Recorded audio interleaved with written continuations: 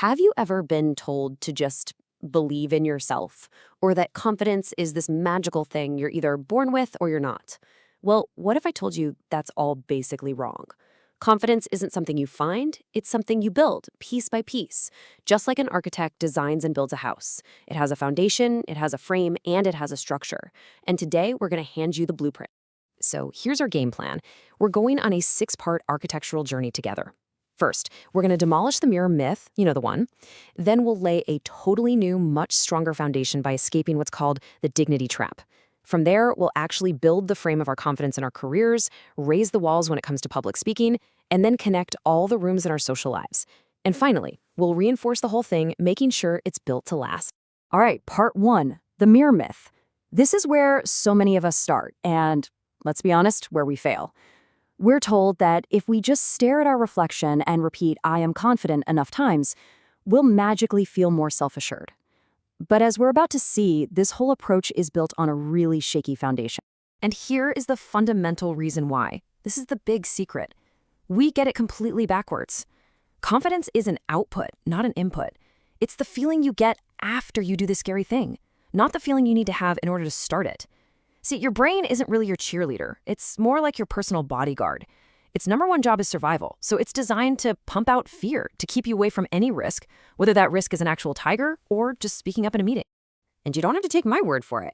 The story from entrepreneur Layla Hormozi just illustrates this perfectly.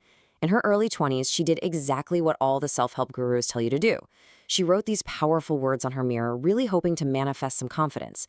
But just saying the words didn't change a thing about how she felt, because her actions hadn't provided any real evidence to back them up. Her real journey with confidence didn't start with words. It started with a pretty terrifying situation. Imagine this. At 21 years old, she moves all the way across the country to California. She has no job, no connections, and only $5,000 in her bank account. That was it. That was her entire safety net. She did manage to land a job at a gym, thinking, okay, great, my degree in exercise science will be perfect for this. But within just a couple of days, she had this sinking realization that the job wasn't about fitness at all. It was about sales, a skill she had absolutely zero experience in. She felt like a total fraud. And every single day, she was watching that bank account just shrink. Rent, food, student loans. She calculated she had about 3 months before she'd be completely broke. Now, quitting would have been the easy way out, but she knew that that would just make her feel even worse about herself. So she dove in head first. She read 5 books on sales, she worked from 4 a.m. to 9 p.m., and she just soaked up every bit of information she could. The first time she tried to make a sale, she was so nervous, she literally ran to the bathroom, convinced she was going to be sick. But she didn't quit. And then it happened. She made her first sale. And what's so fascinating is that it wasn't the congratulations, it wasn't even the money that really mattered. It was the shift that happened inside her. The belief she had about herself being bad at sales was shattered and replaced with a new reality. The confidence only came after she took that terrifying action. So, now that we've completely demolished that myth that confidence has to come before action, we can start to lay a new foundation. Part 2 is all about overcoming one of the biggest, sneakiest barriers to taking that action, our own dignity, and this deep-seated fear of looking foolish. You can see here, we've got 2 completely opposite mindsets. On the left, you have the dignity trap. This is this idea that we have to uphold a very serious, respectable image of ourselves at all times. It's that paralyzing fear that if we try something new, ask a dumb question, apply for that big promotion, talk to a stranger, we might end up looking ridiculous. And to our brains, that feels worse than actually failing. But on the right, we have the Muttonhead philosophy. And this is this wonderfully liberating idea that we can just gracefully accept our own foolishness as a fact of life, which, in turn, frees us up to actually do things. Now, this isn't some New Age idea. It actually comes from the Renaissance philosopher Erasmus in his brilliant book In Praise of Folly. He basically argues that being a fool isn't some personal failing. It's just the universal human condition. Nobody gets a pass, not even the most important or learned people on the planet. And this is just so deeply cheering, isn't it? There was this artist, Peter Bruegel, who captured this perfectly in his paintings. He showed a world where everyone is a little bit deranged. People literally bashing their heads against walls or throwing money into a river. The point isn't that some people are ridiculous, it's that we all are. We're all prone to being nitwits. Our blunders don't make us outcasts, they just make us human.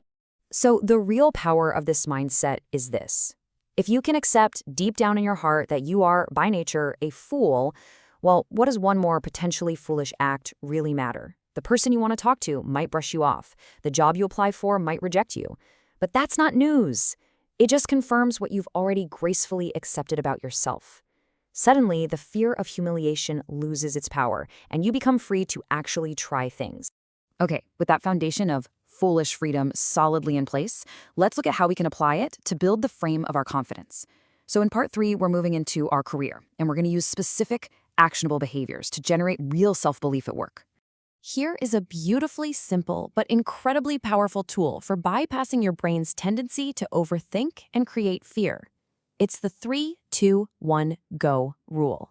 When you have to do something hard, don't give your brain time to talk you out of it. You just start the countdown in your head, and on go, you physically move. You start walking, you start typing, you start talking. Emotion follows motion. And you can pair that with another concept, 20 seconds of courage. That's really all it takes most of the time. It's that small, terrifying window of bravery you need to hit send on that high-stakes email, or to publish that article, or to start that difficult conversation. You don't need to be brave for an hour, just for 20 seconds.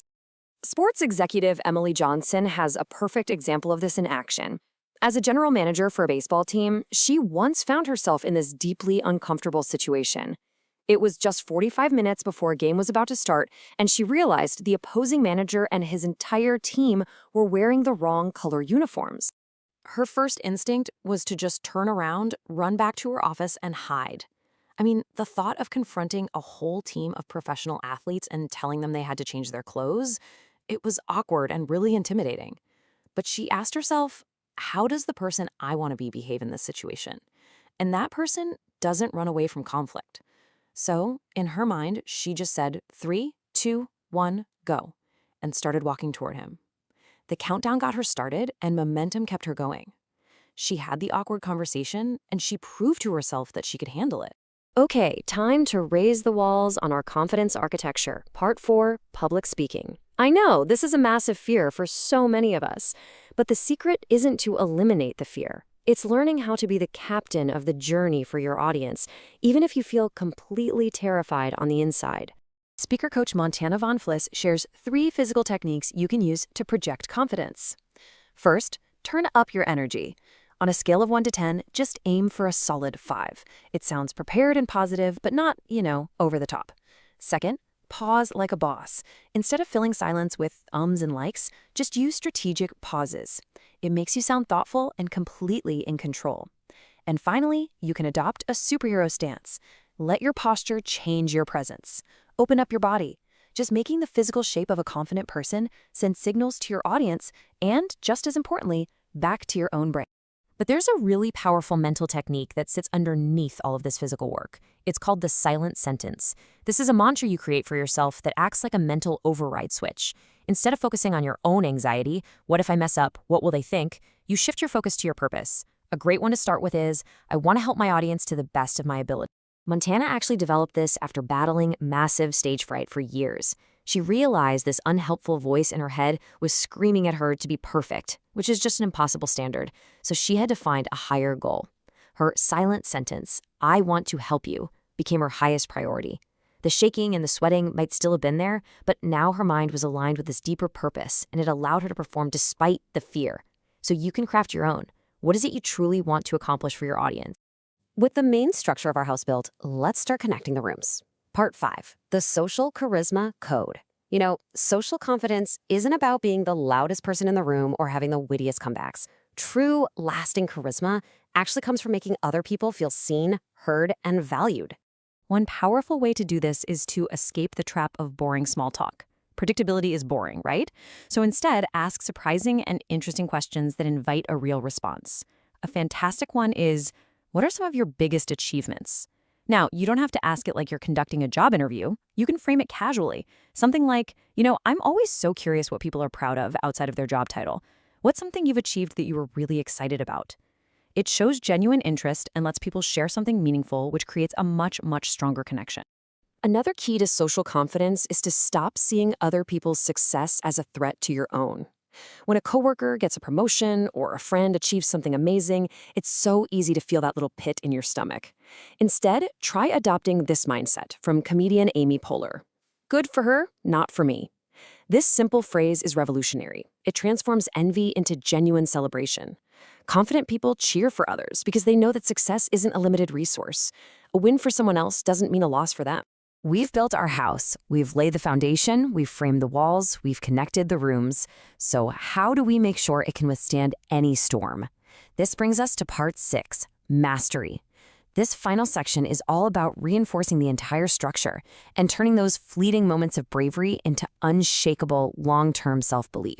And this brings us to maybe the most important insight for making confidence last. It comes from data, not dopamine. We often chase the feeling, that dopamine hit, of being confident. But feelings, they're fickle. Real, durable confidence is built on a foundation of objective evidence. You have to literally collect data on your wins, no matter how small, to prove to your survival-focused brain that you are in fact capable. And the fastest way to gather that data is with something called tiny tweaks. You take a huge, intimidating goal and you just break it down into steps so ridiculously small that you simply can't fail. One coach working with weight loss clients has them do nothing for the first week except make their bed every single day and send a picture. That's it. It creates momentum. For an employee who's terrified of public speaking, the first step isn't some huge presentation. It's just speaking for 60 seconds in one team meeting. That tiny win provides the data that allows for the next, slightly bigger step. So, if you remember one thing from all of this, let it be this. Track the data, not the mood. Your brain is an evidence-gathering machine. For years, you might have been feeding it a story of self-doubt and fear. Your job now is to consciously override that old story by feeding it cold, hard data of your accomplishments. Track your progress, keep a list of your wins, because your brain will ultimately follow the evidence that you provided. Building your confidence architecture is an ongoing project, but now you have the blueprint. You know that action has to come first, that embracing your inner fool is actually freedom, and that tracking tiny wins is the key to building lasting strength. For more deep dives into the psychology of a better mind, make sure to subscribe to PsypherMind.